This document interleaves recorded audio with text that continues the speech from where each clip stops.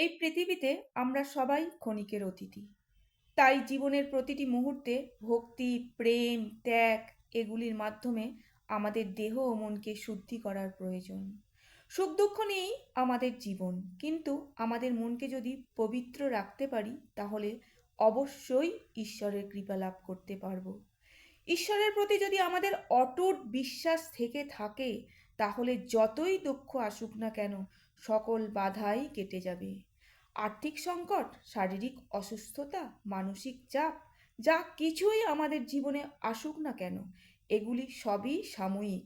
কিন্তু এই কষ্টের সময় আমরা কখনোই ভেঙে পড়ব না। এই সময় অবশ্যই আমরা ঈশ্বরের প্রতি অগাধ বিশ্বাস রেখে অন্তর থেকে কৃষ্ণকালী মায়ের কাছে প্রার্থনা করব আর সব সময় মায়ের নাম জপ করব।